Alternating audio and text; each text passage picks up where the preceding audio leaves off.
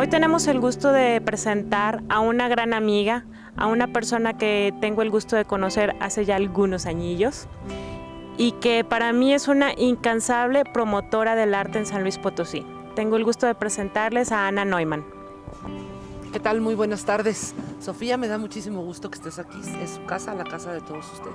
No, gracias a ti, Ana, por invitarnos a tu casa, abrirnos las puertas y conocerte un poquito más y que el público conozca un poquito más de Ana Neumann, de su profesión.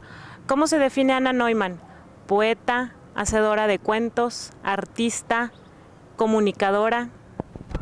Híjole, no me defino como ninguna de esas cosas, Sofía. Ojalá algún día pudiera definirme como una, pero creo que no lo voy a lograr. Yo creo que yo soy una gente que trata de ser feliz en las cosas que le gustan, sobre todo a través de otros. Es decir, estoy experimentando en la vida las principales pasiones que he tenido, que son la literatura, el teatro, la radio y la tradición oral. Y que afortunadamente la vida me ha puesto en un camino en donde hace ya alrededor de 12 años estoy totalmente dedicada a estas 4 actividades, a través de talleres de literatura, tanto para niños como para jóvenes y también para adultos, lo mismo que en teatro, que bueno, me encanta. Yo empecé muy niña escribiendo a los 7 años y lo primero que escribí fue precisamente una obra de teatro que se llevó a cabo. Y la literatura, que es pilar de todo, es lo más importante. Y sin la literatura no podría yo haber incursionado en el teatro ni en la radio, y tampoco en la tradición oral, que es una forma de literatura maravillosa. Y ahora a través de los talleres tengo una retroalimentación que nunca soñé, porque a través de todos los jóvenes y de las gentes que no son mis alumnos, son mis compañeros de taller, pues a mí me enriquecen enormemente en mi propio quehacer. Dentro de estas ramas, la promoción cultural ha sido fundamental aún antes quizá, porque yo adoro las bellas artes, aunque me incline muy particularmente por la literatura y el teatro, no deja de apasionarme cualquiera de las otras. Y yo creo que hay mucha oferta y hay mucha demanda, pero si no hay un promotor o muchos promotores o gente que lo dé a conocer, pues por muy bueno que sea tu evento, tu exposición, tu obra de teatro o X, si no hay esa promoción, si la gente no sabe que existen, difícilmente va a poder tener éxito. Y yo creo que a los creadores lo que más nos interesa es precisamente la gente y el poder comunicar lo que hacemos. No se da el proceso si no tienes un público. Entonces también creo que soy una mujer que ama profundamente mi mexicanidad y también mi potosineidad. Y creo que se han perdido muchísimos de los valores, no por falta de ganas de la gente de defenderlo, sino por falta de conocimiento. Cuando tú no conoces algo, no vas a poder amarlo. Y si no lo conoces y no lo amas, tampoco lo vas a poder defender. Y eso incluye muy particularmente las bellas artes nuestras, pero además toda la gama que nos conforma como contexto. Me comentabas hace un momento que desde niña tuviste algo que ver con la literatura, que escribiste tu obra desde que eras muy pequeña. ¿Cómo incursionar a los niños de hoy a que lean, motivarlos a que participen en actividades artísticas? Yo creo que este es un problema que se ha agudizado, no es que sea nuevo, existe desde siempre. Yo tuve la fortuna de contar con unos padres, ambos lectores voraces, con una enorme biblioteca en la casa de mis padres que me permitió adentrarme en un sinfín de lecturas, no con orden necesariamente, porque de niña a ti te llaman mucho la atención las portadas de los libros y no sabes de autores. Y eso me hizo acercarme casualmente a autores como Shakespeare, que fue una de mis grandes pasiones, sin que yo realmente supiera quién era Shakespeare, sino que eran libros más viejos, con unas portadas muy llamativas, y así fue como cayeron en mis manos mucho tipo de obras, unas muy buenas, otras no tanto. Pero te digo, yo conté con esa suerte de que tuviéramos una gran biblioteca, de que mi madre siempre nos contaba cuentos, además nos hacía unas historias muy bellas porque participábamos como los actores de los propios personajes. Mi mamá siempre era la bruja, por supuesto, nosotras las princesas, las hadas, y mi hermano menor el paje, y mi hermano mayor el príncipe, y nos íbamos turnando, entonces vivíamos todo aquello. La hora del cuento era imprescindible en la casa y mi padre alentó mucho también eso. Y ya de cada quien, Yo creo que soy la que más ha leído dentro de mi entorno familiar, sin que por eso los demás dejen de leer tanto, pero sí soy quizá la más inclinada a la cuestión de las humanidades. Mi padre era psiquiatra, básicamente un humanista. El problema es que ahora, y antes también, ya no todas las mamás acercaban a los niños a la hora de la lectura, tanto a narrar oralmente algo como a leérselos. Y en esta época que les toca vivir a todos los niños y a los jóvenes de ahora con la computadora, los medios de comunicación que han sido, por un lado, maravillosos y sorprendentes en cuanto a tecnología, pero por el otro, terriblemente nocivos en cuanto a lo que es la comunicación del humano con el humano, se meten en su mundo a teclear y se olvida de realmente la presencia, el contacto verbal y el contacto físico en el mejor de los sentidos. Creo que la vida misma de las familias ha cambiado enormemente porque pues la situación se ha puesto tan difícil que generalmente yo diría que en un 90% de los hogares, si no es que más, de cualquier nivel socioeconómico, ambos padres trabajan y eso ha hecho que la televisión se convierta en la madre putativa de todos los chiquillos y de los jóvenes necesariamente. Y con la computadora, bueno, pues se meten, incursionan en mundos maravillosos, pero no tienes el contacto físico, el olor del libro, las hojas, el poder hacer una marca cuando hay una frase que te diga y que quieres volver a tener, el vivir todas esas historias maravillosas donde la imaginación es fundamental. Desgraciadamente con la televisión la imaginación ya no juega un papel, está todo dado, está todo digerido.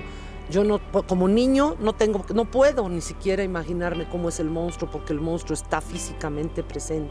Me lo dan todo encapsulado, digerido y eso ha sido muy difícil. No estoy en contra de los medios de información ni de la computadora, yo misma la uso. Creo que lo que está mal es no saber dosificar y seleccionar. Pero también digo, las generaciones de ahora, la información que reciben es mucho mayor que mi generación. Simplemente los acontecimientos históricos de los últimos 30 años, bueno, son infinitos. Pero creo que si los padres se preocupan por tener una pequeña biblioteca, yo no digo que grande, de cuentos infantiles, particularmente los clásicos, y la madre o el padre se dan la oportunidad, el placer de estar con sus hijos y leerles un cuentito cada noche y tratar de motivar o de impulsar la imaginación, que ahí está. El niño es como un gran globo. Lo único que necesita es que le pinches un poquitito para que empiece a salir toda esa imaginación que puede ser infinita. El adulto también. Pero si el adulto no tuvo esa educación o esa sensibilidad, ese acercamiento que necesariamente tienen que impulsarlo, pues ese mismo globo está lleno como de plastilina. Entonces tú lo picas, pero vas a tener que apretar para que vaya saliendo y se desarrolle toda la imaginación. Todo ser humano la tiene y todo ser humano tiene sensibilidad. Unos en mayor medida que otros son simplemente espectadores, no creadores, pero sin los espectadores no existirían los creadores. Entonces yo creo que es un gran compromiso de los padres de familia saber equilibrar todo esto que nos está llegando y seguir dándole al niño ese delicioso momento de la hora del cuento, del inventar historias juntos, aunque sea por 15 minutos al día. Eso sería una posibilidad bien bonita, porque además te acerca como persona. Ana, ¿cómo iniciaste en este viaje de enseñar a los niños, acercarlos a la literatura, despertarles esa imaginación, su lado creativo, inclusive en tu taller para jóvenes de literatura, que también hay jóvenes adultos? ¿Cómo iniciaste este viaje y qué fue lo que te llevó? Muy particularmente fue mi angustia. Mis hijos eran chicos, entonces te estoy hablando de hace más o menos 12 años. Y los amiguitos que venían a jugar con mis hijos, nosotros no teníamos Transformers, se llamaban en ese tiempo. Ahora ya tienen muchos otros nombres, ¿no? Entonces me dijo mi hijo un día, mamá, fulanito ya se quiere ir. ¿Pero cómo? Si llegó hace menos de una hora. Pues es que no tenemos Transformers ni juguetes de estos eléctricos. Le dije, no, pero mira, tenemos lotería, tenemos la tiza para jugar rayuela o bebe leche, que aquí se le conoce mayormente. Y el niño, ¿qué? Nunca había jugado. Nomás te digo que eran las 9:30 de la noche, la mamá no se podía llevar al niño porque él seguía jugando. Le dije, aquí está tu tiza, aquí está tu gis, y se fue encantado. Pero las rondas que se hacían, los juegos de inventiva. Cuando yo era niña, y no hace tanto, con 2 palitos y 2 corcholatas inventábamos un mundo. Y ahora si tú no le das al niño un juguete que ya nada más tienes que apretar botones, el niño no tiene una capacidad no porque no la tenga per se, sino porque nadie se la ha fomentado. Entonces fue cuando me di cuenta que la generación de mis hijos, afortunadamente creo que los míos no, porque esta mamá que les tocó pues los ha traído en otro tipo de experiencias, pero fue cuando me preocupé muchísimo por la niñez nuestra, claro, a mi alcance, probablemente es muy poquito, pero es un granito de arena, y fue cuando creé todo el proyecto para los talleres de literatura infantil, en la manera de volver a acercar al niño a desarrollar su imaginación, a que pueda equilibrar la vida. La vida que vivimos es demasiado terrible, las noticias todas son apabullantes, la guerra, las muertes, los asaltos, la violencia. Si el niño no tiene un equilibrio dentro de su imaginación, difícilmente va a poder enfrentar esto. Y se trata de eso, de imaginar. La única cosa que está prohibida en mis talleres infantiles es que maten a los personajes.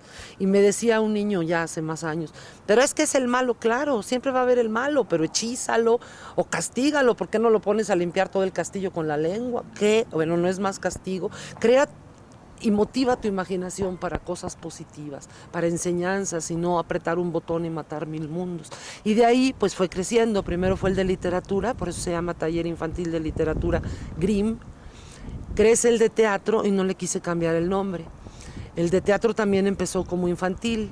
Luego mi hija Malaika, que ya era un poco como de 14 años, o no, como de 13, se sentía ya muy grande, pues me pidió un juvenil. Tú estuviste en ese juvenil. Y luego la mamá de una de las niñas pidió el adultos, y bueno, la verdad es que trabajó con los tres. Al año de haber empezado yo mi taller infantil particular Grimm, me hablaron del Museo Otoniano y luego de bibliotecas, y yo institucionalicé el taller de literatura, por lo cual yo quité el particular, porque aquí tiene la ventaja de que llego a muchos más niños y es gratuito para cualquiera que quiera entrar. En el taller infantil del Museo Otoniano, que fue el primero, pues esos mismos niños crecieron y ellos fueron los que me pidieron ya otro tipo de taller de creatividad juvenil, con textos de otro tipo, y la verdad se ha ido ampliando. Ya es un taller en donde todos somos jóvenes, por lo menos de corazón, y no hay edades. Yo creo que nos llevamos maravillosamente bien. Tengo gente muy joven y tengo gente mucho más adulta que yo, y se hace porque lo que nos une es precisamente esa sensibilidad y esa búsqueda a través del lenguaje de la literatura, que es un lenguaje muy diferente al que serían las artes plásticas o cualquier otro, ¿no? Las ganas de expresar y de querer compartir lo que se expresa con un lenguaje cuidado, con un lenguaje bello, con un lenguaje que tenga imágenes, e ir buscando nosotros mismos nuestro propio lenguaje a través de ese otro lenguaje que es la literatura.